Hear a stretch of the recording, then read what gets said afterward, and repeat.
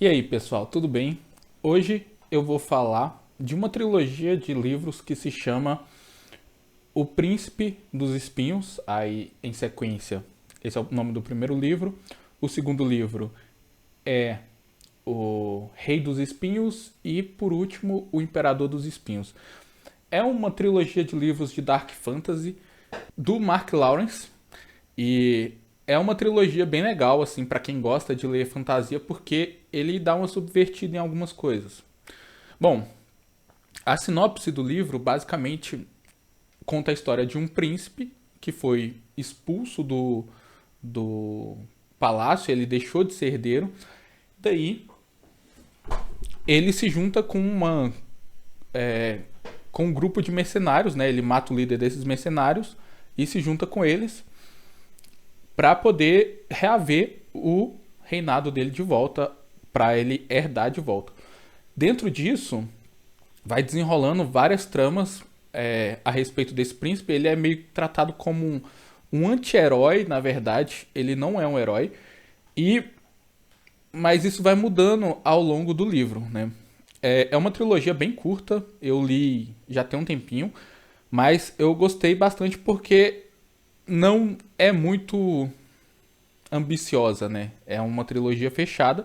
E o Mark Lawrence, o autor dessa trilogia, ele também escreveu aquele livro que é A Guerra da Rainha Vermelha, que é um spin-off nesse mesmo universo de do Rei dos Espinhos e do Imperador dos Espinhos.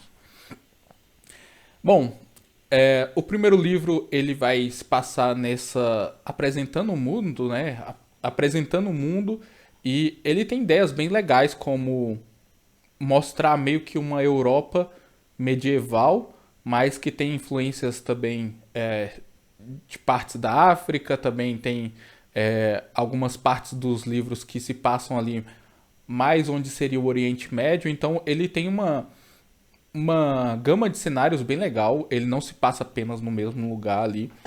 Então, isso é uma das coisas positivas desse livro. A narrativa dele também é bem fácil de ler, assim, o primeiro livro eu considero que é o pior, o segundo é o melhor e o terceiro tá mais ou menos ali na mesma faixa do primeiro livro. O que é bom do terceiro, na verdade, é porque ele dá o desfecho total da história, né? E isso é bom. Daí, para quem quiser ler esse livro, eu vou colocar os links aí da Amazon para quem for comprar. Se você for comprar, compra com o meu link. E também você pode achar de outras formas aí na internet, porque hoje em dia é muito fácil, né?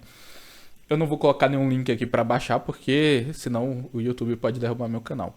Então, o que que eu mais gostei desse livro, né, dessa trilogia?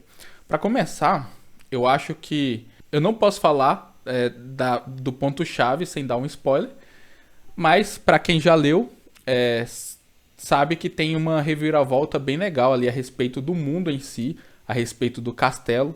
E às vezes a gente passa por vários cenários que, quando a gente entende o que, que aconteceu, né? Ele vira. Você consegue identificar quais são esses pontos em questão de fazer paralelos com o mundo real. Então isso é bem bacana porque o mundo ele contém magia, ele contém coisas sobrenaturais, né? Na verdade, o livro todo é repleto, todos os três livros são repletos disso, de coisas que acontecem, coisas sobrenaturais. E ao mesmo tempo, a gente tem um parecer assim de ciência, né? Então, ele mistura um pouco a magia com a ciência e isso é bem legal. É uma das coisas que se destacam nesse livro. Eu já li ele há um tempo, tem uns 4 ou 5 anos que eu li esse livro, mas eu gostei bastante, eu acho que eu leria de novo. Só que, como eu tenho muita coisa no backlog para ler livros, no meu backlog de livros, eu não vou ler. Geralmente eu não releio coisas, né? Eu vou sempre lendo, vou para a próxima leitura. Inclusive, a única coisa que eu quero reler é o meu livro de fantasia favorito, que é O Nome do Vento. Só que eu acho que só vou reler quando sair o terceiro, porque seria torturante ler de novo e ainda ficar esperando o terceiro. Eu já estou esperando há tantos anos e nunca saiu, mas eu recomendo que leiam também, esse livro é muito bom. Agora, voltando lá na história do Príncipe dos Espinhos, a minha parte favorita é quando eles vão ali pro Oriente Médio. Eu gosto de coisas que se ambientam nesse cenário, né, do Oriente Médio, no cenário árabe antigo, assim, onde eles eram bem mais avançados em tecnologia, em medicina, em coisas do tipo do que na Europa. Tanto que um dos meus jogos favoritos do PlayStation 2 é o Príncipe da Pérsia, porque se passa nesse cenário ali. Ah, e eu gosto dessa parte porque principalmente expande o universo, né? O livro ele começa ali numa Europa medieval e ele vai se expandindo até chegar nesse ponto que você tá no Oriente Médio. E eu gosto quando os livros fazem isso, eles expandem o cenário que eles têm, porque isso faz com que o livro ele não fique tão monótono, né? Porque um dos problemas de ler muita fantasia é porque às vezes alguns tropos eles se repetem muito, né? E você às vezes tem essa impressão que você já leu aquilo antes e tá relendo, ou sempre fica com aquela impressão de que algo ali é muito, como eu posso dizer, é muito familiar. Então, uma das coisas que eu gosto é quando os autores eles expandem o universo para coisas que não são tão comuns na fantasia. E eu acho que esse livro ele faz muito bem esse tipo de coisa.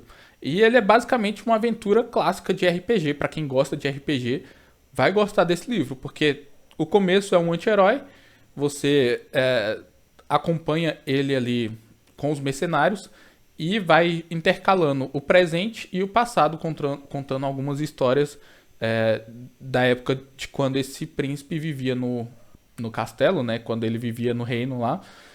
E vai intercalando entre esse flashback e o tempo presente.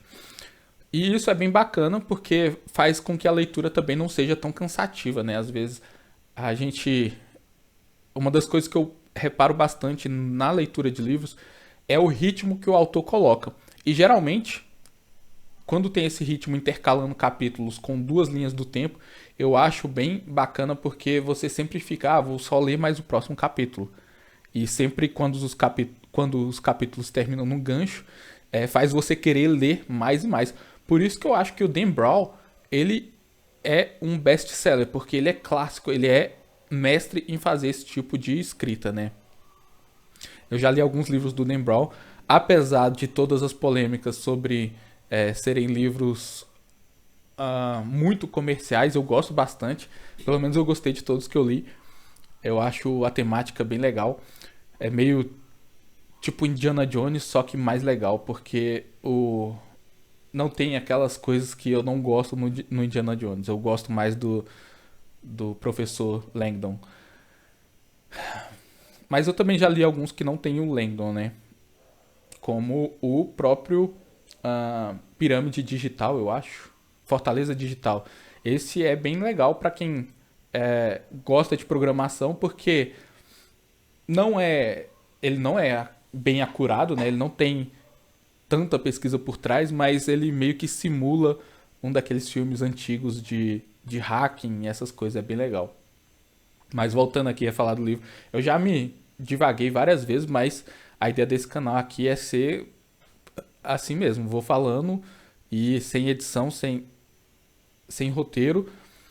E o que ficar, ficou, porque a ideia é eu melhorar como eu vou do ponto A até o ponto B na minha oratória, né?